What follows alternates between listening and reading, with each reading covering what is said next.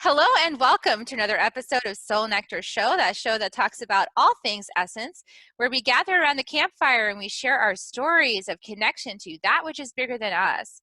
And we share our mystical tales of the divine and beyond the veil, and how we found out who we really are, outside of this third dimensional experience and appearance and illusion, and how we navigate that other realm, which is so fascinating. And I'm your host, Carrie Hummingbird. I love this terrain. I love talking about all things essence, connection to the divine, that which is bigger than us, pathways into healing and finding out your purpose. And I love to guide people on that journey. I lead Butterfly Circle, which is that transformation from caterpillar through the icky cocoon all the way to the other side to become a butterfly, which is a beautiful journey and requires some guidance because, boy, it can be a little bit like pin the tail on the donkey and get spun around 500 times by your ego if you don't have somebody helping you figure out the pathway. So anyway, so this is Soul Nectar Show, and I love having guests on the show who have made the journey on their own into finding out what's their purpose and what's their passion, what they're here to do. And of course, today is another beautiful episode. Today, we're here with Angela Maria. Welcome to the show. Thank you, Carrie. I'm so excited to be sharing this crazy journey with you and your audience. Oh, it's beautiful. And did I pronounce that correctly? Perfect. Yes. Okay, perfect. Angela. So Angela is a superpower experts coach and the channel from the Akashic 9.0. Born in Colombia, she guides people in self-empowerment spiritual practices to learn to heal themselves and reconnect with their divine power. Through her connection and experience, she has successfully guided people to change their energy by taking action based on the information that she provides. Her mission is to guide the Latin women citizens of the world to remember who they are, how to love themselves, so they can reconnect with their own power, with their own essence, to manifest in awareness the life they want and dream of. And she's the host of the High Frequency Healing Show, which I've recently been on. It's really exciting. And she uplifts other energy healers and practitioners, because we all have to work together to do this big mission to impact the world from a ninth dimensional perspective. Certified as a soul realignment practitioner, spiritual and life coach, Reiki master and therapist, and circular alchemist. Ooh, I love that. She has been working with energy for over 10 years. So Angela, okay, I'm really excited to have you on the show. Welcome. Thank you so much, Carrie. Thank you.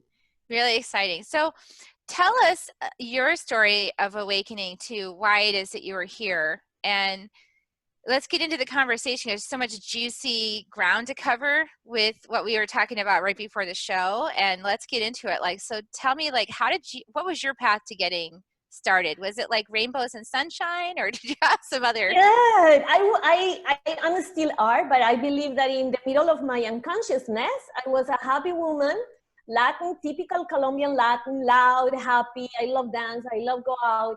I'm very romantic inside. And for years, I believe that since I was born, I was dreaming with the day I was going to get married. Instead of me designing my Quinceañera dress, my Sweet 16, I was designing my wedding dress. It was something inside me. 20s, nobody. 30s, nobody. And I was in my late 30s. I was 35, 36, and I didn't see anybody in the horizon. I said, I give up. Maybe being married and having a family is now for me. I already had kissed, and I don't want to say frogs, but I had already been with not a lot, but a certain amount of guys that they show me this is not what I wanted, or I was not the person they wanted. And one day in my meditation, I was already a Reiki master. I was already in all of this spiritual thing, but not doing anything with anybody, just me and myself, and that's it. In my meditation, they said, stop looking outside. You are looking outside where you want, provide it to yourself. And then I thought, now I'm crazy, completely crazy. Now I'm gonna be kissing myself, hugging myself, giving me flowers, going to dinners by myself. And I have a very particular human, higher self in me. My divinity is very particular. And I've heard exactly. And that was it. I couldn't keep on meditating. I just opened my eyes. And that's when my journey started going inside in a deeper way. So I realized that it wasn't out there. And I started working in me. I started going to dinners by myself, crying in the bar of the restaurant. I can't believe I'm here by myself. It was a very, very strange experience. And one day I said, you know what? I have always been so happy. I always enjoy life. And today I choose to do it by myself. Okay, I let go. It's okay if I'm not going to have a partner with me. It was my dream. And you know what? I let go my dream. I'm going to be happy by myself, period. I'm not going to put my happiness in somebody else. Carrie, 6 months, an audience, 6 months after that, this Mexican guy showed up in my life. We have been working together for 7 years, and I just look at him. I thought he was handsome, but nothing else. And I got married when I turned 42 years old. This is a very summary from a long story and a huge process inside. And the process inside kept going because now I was living with somebody else from a different culture in a country that is not your country was another challenge. And this is where I start that's what I mentioned to Carrie, because one morning, in one of those days that you wake up and you just think, what the I'm doing? I said, I was so happy before. I was living in peace in the middle of my unconsciousness. Everything was fine in my world. When did I make the freaking decision, I'm sorry for the word, to go inside and live this spiritual path if I was happy? And now I'm all the time just thinking and just doing all of these healing sessions and just talking to my divine and going to meditate. I said, I didn't have these actions before and I was fine. And start having fight with myself and my higher self and saying, no, I don't want to hear with you. I was really quitting everything. And one day, especially that happens because I started healing with my parents and specifically with my dad.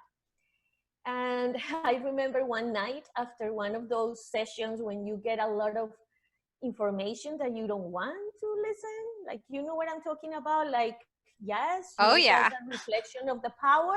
You are just using your power from your ego. You are just replicating everything you hated about your dad. That's exactly how you're doing. I said, what? And that day, specifically that day, I said, or help me and guide me to do this because I don't want to feel alone, or just return me to my unconsciousness. Because it was hard. And I know that if some spiritual people are listening now, you know that you get to certain points in life when you really question, is this really the path? Is this, am I really, in my mind, am I creating all of these experiences because a lot of emotions were racing and I was already with somebody else? It's not that I was by myself, that I can just stay in my bed, cuddling and just crying and not taking a shower. I was with somebody else who was worried. Angie, are you okay? Let's go. Let's get out of the bed. And I just wanted to send him to the space. And it was even tougher to have somebody else living this experience with me. And that's when the Akashic record showed up in my life. And even if it didn't make it easier, at least it was real. Like a balsam, like a softener for my mind to realize that I was just the chosen to be the light for a generation and a lot of ancestors who were really waiting for me to take action so they can be freed and they can keep on evolving. And it was just beautiful, this experience, to go inside and to be able to see my past from a different perspective and realize from my heart, not just from the theory, but from my heart and my own experience, that I am really creating my reality from my actions, my thoughts, and my emotions. Wow, that's powerful. I could resonate with your story on so many levels because I also had that journey of taking myself out on dates and not waiting for someone else to do it. And it is like really uncomfortable at first to go to a restaurant and sit there and, I would sit at the bar and I would have like my glass of wine and I would with my nook and read my book, and have my meal. And I did that like for about 6 months before I met my partner, because I got the same message, like you need to just be happy with you and self-sufficient and not be needing anything, and be really grounded and happy with yourself. And then, and let go of the expectation. And you know that one of the beauty of all of that learning is that it's exactly the same process with everything you want to create in life. Money. Just be happy to what you have today. Enjoy what you have today. 1 cent, I'm going to be happy with 1 cent. I don't need more.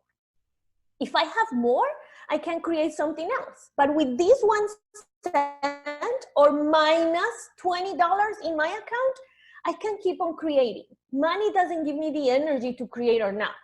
Money gives me opportunities. And it's the same, a job. Enjoy the one that you have right now, right there.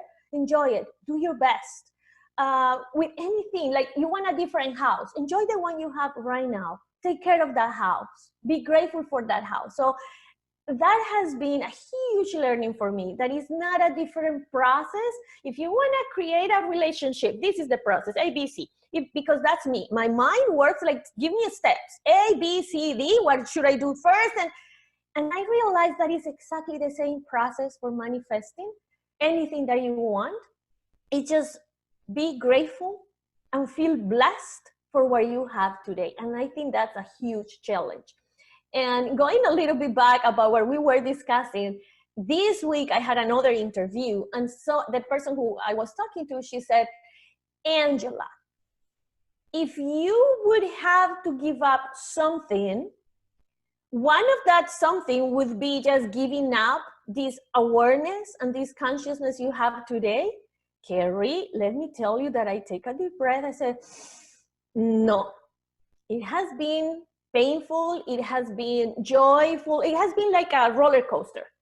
But if I look who I am now, how I live my life, how I face challenges in life, I wouldn't change it or trade it for the way I was facing challenges before. Because every single challenge just took me down. Right now, I just laugh. I said, oh my God, here we go. Let's see what's the learning from this one.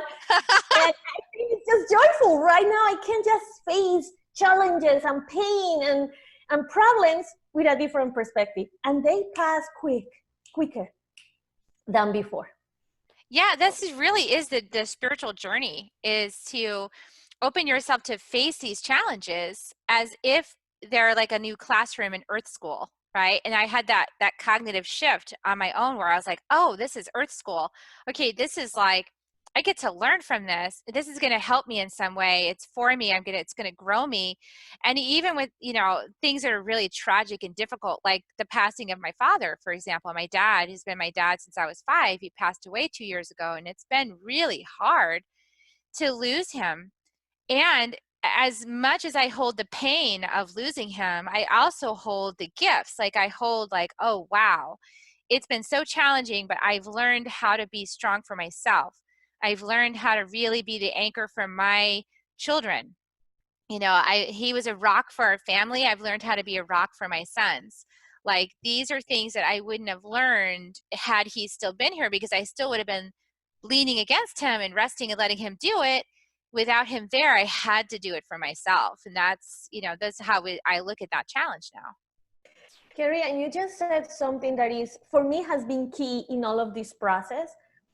And if you really want to transmute, to change, to transform an experience, just go back to that experience and write down, what did you learn? How different, in a better way, are you right now than before that experience? And that energetically speaking, is huge, because you are understanding, as you said it before, that we are just students. It doesn't matter how old you are. And our soul choose to be in this third dimension on the planet, here on Earth, to be able to learn and evolve. And when I really take that role as a student in a serious way, and I said, I'm learning, I need to learn from everything, even for the magical and beautiful things in life, that creates a lot of transformation because you are doing your job. And your job is just come here, enjoy, and learn. Go to school, enjoy, and learn. It's magical what that creates in our lives. And it is. And if we can stop resisting it, you know, there's a lot of resistance that comes up, you know, to doing this work. And that's the challenge, that you can realize I am resistant. I am resisting. I was resisting to be by myself. So I was just jumping in any strong arms that stood up in front of me. I was just jumping on them and say, you! Because I didn't want to be by myself. And I was questioning how beautiful, how sexy, how smart I was based on the way that I could attract. So the more guys I attract, the more I felt secure and beautiful and sexy. And especially because in Colombia, and if you know Colombians, Colombian women, they are beautiful, they are sexy, they are, and it's not that I'm not now, but back then I am 150. I'm really petite, in American measurements, I'm 5.1. So I'm very petite, and I wasn't that voluptuous or anything like that. Like, I'm a regular, normal being. So in Colombia, I didn't attract that many guys. I had one boyfriend. When I got here, I was 30 years old, 31. It was just one boyfriend. And the one teenager one that you just kiss and you run away, that one. That's it.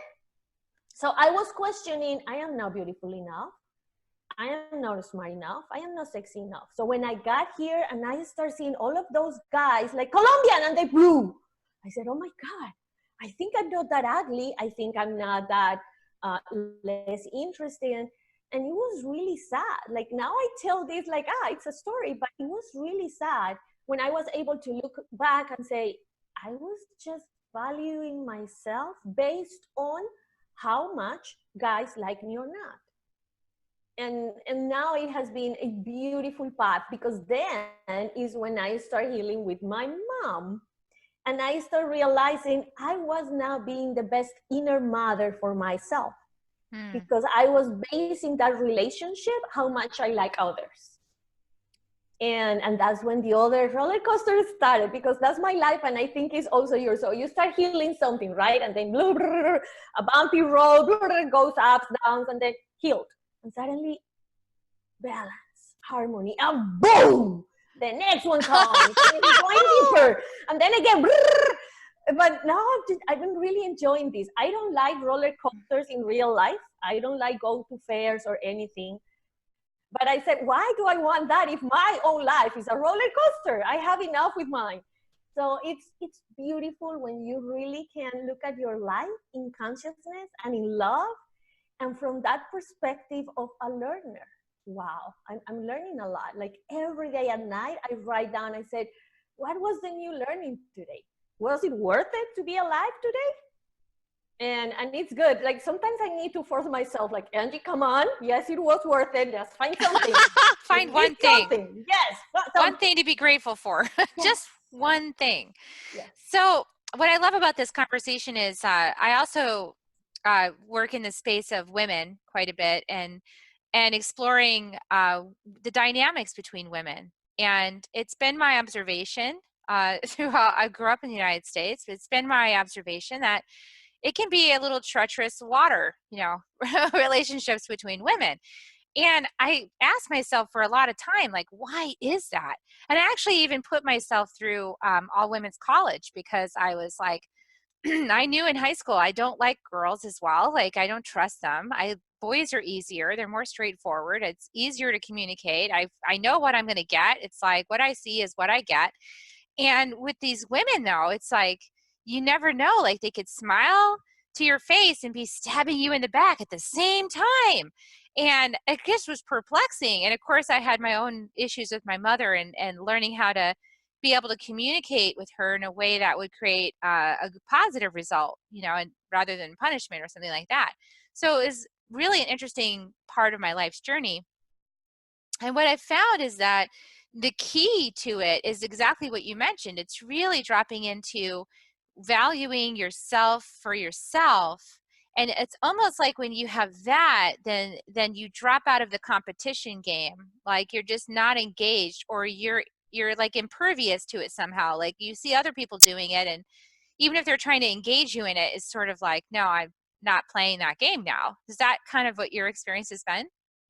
It's exactly my experience. And then I came to United States and I discovered the law of the mirror. And that tool itself brought me to sanity, Carrie. It was painful at the beginning, but now it has helped a lot the relationship with myself and the relationship with others. Especially because, and I don't know if that is the experience of the people who are in spiritual and are in this path, but the more I go inside, the less I want to go outside. And in every single area, like I was number one on Thursdays at 7:30 p.m. after being teaching Monday, Tuesday, Wednesday, and Thursday with my heels ready to go to dance salsa until midnight, 1 a.m., woke up the next day, Friday, go teach, go back home, take a nap, and be ready on my heels again to dance. And the same thing on Saturday. And of course, on Sunday, you have to have a little dance gathering in the morning or in the afternoon before you start the week. That was my life, like for 3 or 4 years in a row. And now that's not something I really would like to do. But then I realized exactly what you said. I said, now I am feel judged. Now my friends are not my friends anymore because I am not willing to go outside every single weekend. And I start having these kind of conflicts, especially with women. My men friends, they were fine. They said, oh no, I understand. If I want to talk to you, I go see you, or I grab you lunch one of these days and take it to school, blah, blah. There was no problem with guys. Women, oh boy. And then I start looking at them as a reflection. So I said, they are judging me. How am I feeling? I feel frustrated. I feel guilty. So go inside. How much frustrated are you with yourself?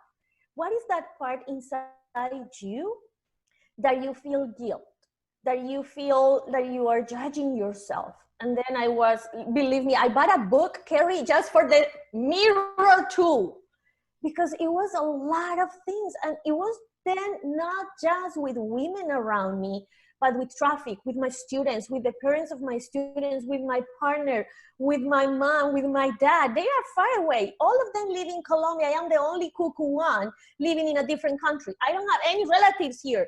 I have a cousin in California and another one in New York, period. Everybody is in Colombia. But still, they were pissing me off. I was feeling frustrated when I talked to them. I said, I just talk to them once in a while, whenever I feel I want to. And they are still getting me mad. And say, wait a minute, they are not getting you mad. You are giving them the power. What is that emotion? What is that feeling inside you? And when I start doing this, Carrie, of course, I was, where we were talking before, I was just opening up a different path with more negativity inside, just able to see more and see more, because then I realized there is something inside me that I've learned or that I'm carrying from somewhere, because I'm divinity. So when or how or at what point did I get this touch me and get in me? And then go back again and realize, oh yes, this poor little Angelita, when she was 3 years old, she felt that she didn't value enough because they said Angelita and they said Angela. So I start creating this little image about me that I wasn't aware of. I was in love to be petite because I was the first one in the line at school. So I was the first one to get in front of the scenario to see the presentations and the first one to help the teacher handling whatever. But then when I start this spiritual path, I realize that little image about myself is inside me. Sometimes when I need to face circumstances as an adult, this little one inside me was like, no, You don't have to create money. Somebody else created for you. You are a little one. No, you don't want to be successful. You are a little one.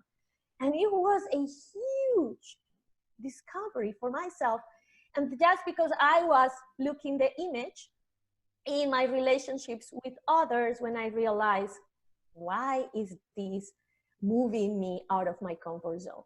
So yeah, and when you start dropping the story that everyone tells about you, that you told about yourself as well, they don't like it because you're changing, and that changes the whole fish tank. Like, you know, it's like you're claiming new territory for yourself, and that somehow that feels like it takes something away, or it makes somebody else's life unstable somehow, that you're changing.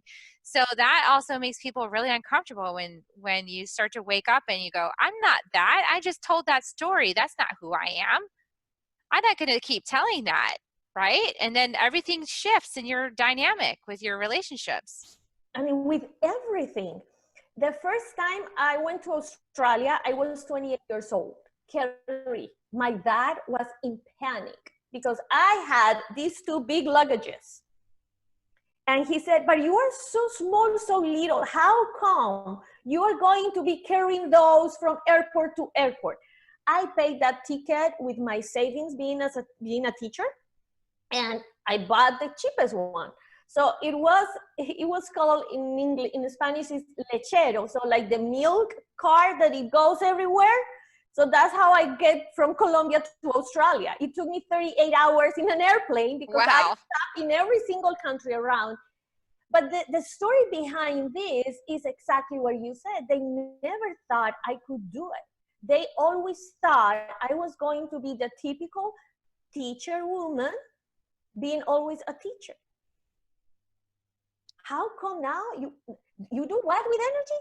You past lives? Catholics don't believe in past lives, Angela. Well, what are you doing? Meditating? What's that? From what? And still, I go back to Colombia and they say, Angela, what's wrong with you? You went to the United States and you got even cuckoo. What's wrong with you? You're doing what? You think you're a witch? How come? Witches are bad. Like many stories that is funny because they were saying the stories that I was repeating in my mind. Angela, what are you doing? Witch? No, that's not right. You don't see energy, it doesn't exist. So, but it was so funny. Now I can see it like laughing. But my first time going back to Colombia to teach these classes, my classroom carried this, full of friends and families that they couldn't believe I was doing what I said I was doing. And I can swear they were there just to see with their eyes that I was talking about this kind of crazy stuff. But it was beautiful to realize that's the same story I've been telling myself over and over again. So don't even go to past lives when I was a witch and I was burned and I was tortured. No, leave that in the past if you want. I was living the same experience because I was creating it with my thoughts. And I was letting their words and their judgment torturing myself. It was a different kind of torture, but it was a torture. And it has been a beautiful process to be able to stand up with love and see how my Facebook friends go less and less and less, but it grows in my fan page from people around who are aligned and they resonate to what I do. But I have friends who have told me in my face, I don't follow you anymore because my religion doesn't allow me. You are not the same person you left 16 years ago. And I still love you, but I just prefer to be away. So it has been a beautiful path of rebirth in my side and in my inner me, and reconnecting to my real essence, to the real Angela Maria that I am and that I have always been. But that was just part of a story that is not my real story. It was just a fictitious story I was telling myself from the fear. Yeah, that is powerful. Boy, that you just really painted a picture of the journey, because that's exactly what I've gone through too. And, you know, in terms of knowing what's right for me, getting the experiences that are undeniably true for me, And then having to follow that up with action from my spirit, because you can't just sit on that information. You're prompted to go and do it. And then of course there's the backlash from the family, where they're just like, that's not who we knew. That's not how you're supposed to be. What are you talking about? And my word was crazy. You're crazy. You're crazy. You're crazy. Yeah, da, da. And of course I had all these, years of psychotherapy to prove that I was crazy. So my family loves that story, because it gets them off the hook of having to like think of anything new or try something new or open up their perspectives. They love the story of like, oh, Carrie's just crazy. And I've had to walk the same gamut of like, okay, well, I have to trust myself. I'm not going to get support from the people who are supposed to love me. Like, I'm going to have to just go and do the thing, know my truth, follow my truth. And as I've done this, I've experienced the same thing. It's really a blessing that we are connected through social media, and that we have an opportunity to have this internet thing connect us across the world, because we're all spread out. The people that I believe came here for part of the second wave came here to be part of the shift, and we all went into different little nooks and crannies, and now with the internet, we're able to connect back up again and resync and support each other on this part of the journey, where it's like strengthen the message, really strengthen the power of it.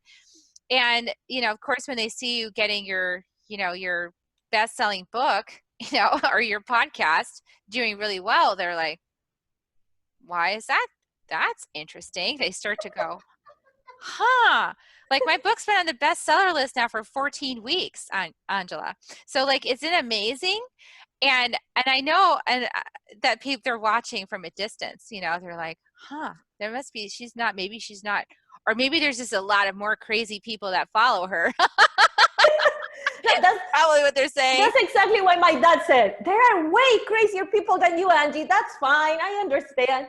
But the beauty is that even behind the pain, behind the struggle, behind the judgment, I have been able to be light for people in my family, from some of my friends who were ready to take a different kind of path in their lives. And those are the ones that I look at right now. Those are the ones that I feel proud of. And those are the ones who are always in my transmissions, in my lives in Facebook or in Instagram. I just love, because they say, Angie, yes, I thought you were cuckoo, but seeing you happy, seeing you getting married and making your dream come true when you were 42, it was just telling me that there was some truth behind all that craziness and all that witchcraft that you were doing. And I want more of what you have. So that's where I'm focusing right now. That's where I'm putting my attention right there. And it's funny, and I don't know your experience with your parents, but with my parents, they do believe, especially my dad, that I'm cuckoo. But he is behind every single thing I do. So I send the interview or I do something in Facebook, and he's just there with the phone looking. With my podcast, they don't understand English. But and he says, I feel so proud. I feel so proud that people are knowing you, and you are a little Colombian one in United States, but people are listening to you. I am so proud of that. In Colombia, we have an expression that is, eres muy berraquita. Berraquita is like you're really strong, you're really brave. And the day, Carrie, that my dad told me that, I couldn't stop crying. I said, thank you, Dad, but I cried and I cried, and I said, he doesn't even know what I'm doing, because believe me, I swear he doesn't understand any single thing. But feeling that energy in his words made the world for me. He still criticized, how come you quit that job when you were making a lot of money as a consultant, and now you're just doing that thingy, and he moves his hands, doing that thingy, and now you're not at the same financial situation you were before, just because you choose to create money by yourself, like if you were an Aladdin. Is still that judgment behind, but I know that some of what I'm doing is lighting up a little bit more the light that he is inside. And that is enough for me. And I think we have to be entrepreneurs to do this work, because there are not any existing structures that support the kind of work that we need to be doing right now. They don't exist yet because we're creating them. So, it's like the big dismantling of the old structures, and we have to be free agents to create the new economy and the new structures to get it all in place in a new way. I think there can be some shifts that can happen within existing structures, but I think sometimes they're too stuck. Like they're so archaic that they can't. It's like they would just crack and fall apart rather than bend. They can't. They're not resilient enough to bend into a new direction. So we have to be free agents. It's what we have to do, and we have to chart the new course. Yeah, because I think that's freedom, and energetically, there is nothing right now that can sustain and contain us in the frequency we are working each day to vibrate, so we can help others. So there is not, and I think that's part of the path. We need to get out of the structure. We need to get out of the common thing of the society and the culture to create something else, and that's our job. And I understood that. I was fighting against being an entrepreneur and selling my services and talking and referring to the people as my clients and selling or just putting prices to what I do. Sometimes I still have to go inside and talk to my divinity. Hey, I'm forgetting, I'm divinity. Please, you give me a hand right here to do this, because it's tough. It's always the ego is just pulling you there and say, hey, wow, this is hard. No, just go there. It's easier. You receive a check every 15 days, but it's part of our job. And the more I talk to light workers and spiritual people and channelers and all of that, the more I realize that it's not me. It's the spiritual collective, it's the light workers collective, just dealing and fighting and resisting this new way of being. But this is what we are called to do. And the more we are able to sustain that energy and say, no, this is what I want, and I'm gonna keep on working and healing and releasing whatever I need to be able to provide for me and my family from this, the more we help the other collective to rise and start just seeing us from a different perspective. And I do believe we are like those leaders that we are pulling them and say, hey, this is possible. Hey, you want to make your dreams come true? Come here. This is the way. Stay there. Keep on being lawyers, doctors, engineers. We need you. But hey, go inside too. This is the way. And that's how I feel that we are right now. We don't want them to stop being lawyers and everybody come here and channel and everybody do energy work. No, we are in charge of doing that. But from what you are doing, keep on being light. Keep on transparent, the divinity you are inside. Realize of your power. And that's why I just love to work with women as you, and especially Latin women around the world. Being an immigrant is a huge burden if we don't see it as a blessing. And it brings a lot of pain, it brings a lot of challenges. But when we can see this from a perspective and a mission and a calling and a big opportunity to realize and open up your heart and your power, it's going to be tougher. So it's part of my huge mission, just to provide a different perspective of life.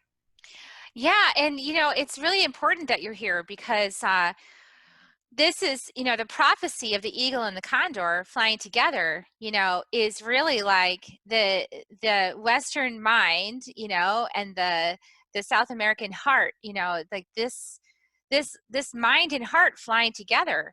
That's where we're headed right now. It's the North America and the South America. It's like we are the Northern Hemisphere, the Southern Hemisphere. It's like all the cultures of heart and passion, and which I definitely, Colombia, I mean, please, like all that heart expression and heart openness.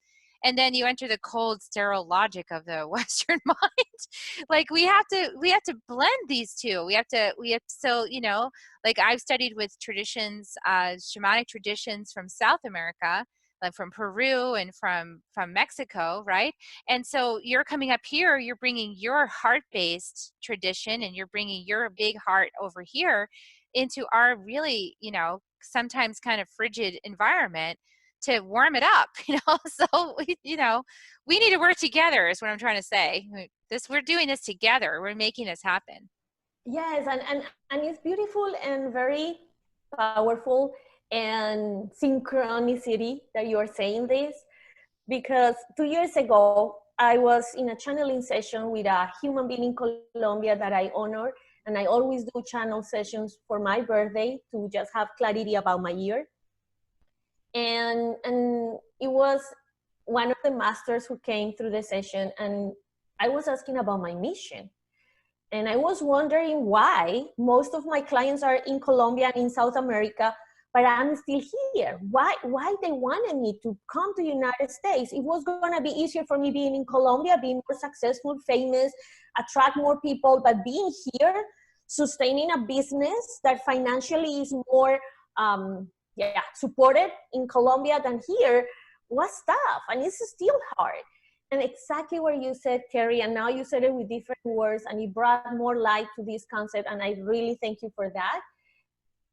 They said you came to the north to bridge the energies from the south, from the north to the south, and from the south to the north. You are part of a bridge of that energy.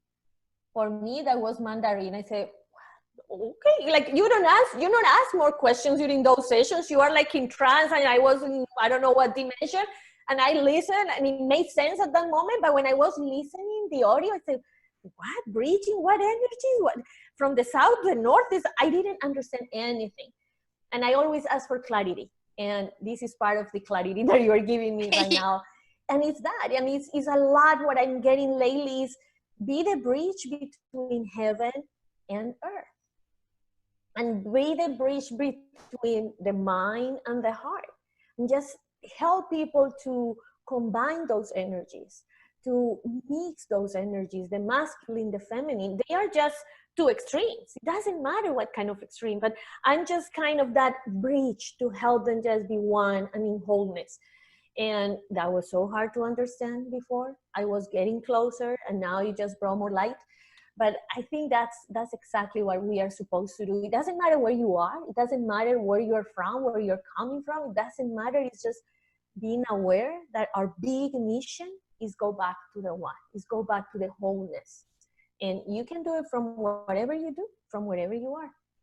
Absolutely. And bridging that masculine and feminine, and Pachamama, bridging Mother Gaia, and this idea of, this crown chakra, this God, energy up here, like somehow it's outside of you, but bridging that concept and making it come down. I notice a lot of Latin cultures really revere Guadalupe, it's just like beautiful divine mother figure. And that we don't see that so much in Western mindset. We see it more I see it more in Latin culture. Although, there's some Catholics that really worship Mother Mary, but I feel like this is also a bridging of that energy. It's like the divine mother energy is coming in, and we're getting to anchor that, into our hearts, and as a Western, people, really bringing that forward now too, and anchoring it in with this idea of like the masculine God, so we have like both of those working together. Yes, and that's the key to manifest. We were created from an energy a masculine energy and a feminine energy. We were not created just out of spermatozoids or just about a guy. No, both of them were needed. Even nowadays, if you want to have a kid without a guy, you need their cells. You need that masculine piece of them to be able to put it inside you and create a baby, period, or vice versa. They need a womb to just grow the baby. And so what makes us think that we can just create out of the doing, or just out of the meditating 24/7 on and create? We need both. And I think that's where we are right now. We are just integrating this masculine energy that we have been doing for years and years and decades and centuries, and now just go back again. That's why the witch concept for me is so powerful, because witches were the women who were going inside, who were in contact and in connection with nature, with their inner power. And they were able to put everything together to create whatever they were creating. So it's just that. It's just bringing that into your life, bring that into that energy, masculine energy of doing. And wait a minute, just stop doing a little bit. It's not that you're going to stop all the way, but bring more of that energy of go inside and listen to your body, listen to yourself, look at your thoughts, look at your emotions, and embrace them. So it's just a beautiful balance that you need to create right there, just for them to be in harmony inside you, and you can create and manifest. Absolutely. Wow, what a beautiful description. I love that. Wow, I could talk to you for hours because we have a lot to share. We're so, like, I feel like we're kindred spirits on the same journey, but just in different details and, you know, experiencing many of the same things. So how do people, I know that you do so much work, you do Akashic Records work, and you also do like the Reiki and other kinds of channeling for people. And how do people get started with you? Do you have a way for them to find out more about you to get started? Yes. If you speak English and you feel more comfortable in English, even if you speak Spanish, then you can contact me through Superpower Experts. So you go to Superpower Experts podcast and you look for the podcast High Frequency Healing, and then you can contact me through there, or just go to Superpower Experts. We have a Facebook page, Instagram page, and say, hey, I would like the connection, or contact Angela Maria, and then you can get in contact with me. But if you speak Spanish and you would like to work with me, I invite you to follow me in Instagram, Angela Maria Healing, or Facebook, or just send me an email, angelamariahealing@gmail.com, and we can just talk. I always want to talk first and see where you are, what you're looking for, and see if I am the right fit for you and you are the right person who is ready to be working with me, and then we go from there. But if not, I know a lot of people who may guide you, and I think that's the beauty of what I do. Is, I have exactly what you're looking for, or there is somebody else who may help you more in this, and then I send them to a different variety of people that I have had the honor and pleasure to meet during this journey. And you are in my directory now, Carrie, so. Yeah, you're in mine too as well. So, well, this has been great. I've really enjoyed this. I'm going to put show links in the show notes to your podcast. I really encourage everybody to please, like and subscribe to the Superpower Experts podcast. I'm going to give you guys a link to that, the High Frequency Healing Show.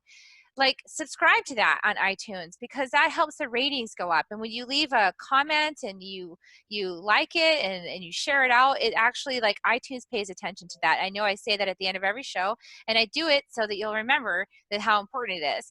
And of course, like and subscribe to Soul Nectar Show and share a comment. We'll definitely get back to you if you have any feedback.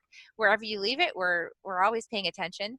And get started with one of these sessions. I'm going to get mine pretty soon. I'm excited. I'll let you know about it when I get it done. So definitely check it out. And I always give people kisses on the way out. Would you like to join me with that? Yes, of course. Okay, great. So here we go. We're going to give everybody kisses. So we'll see you next week on Soul Nectar Show, everybody. Here's your kisses. Mwah, mwah.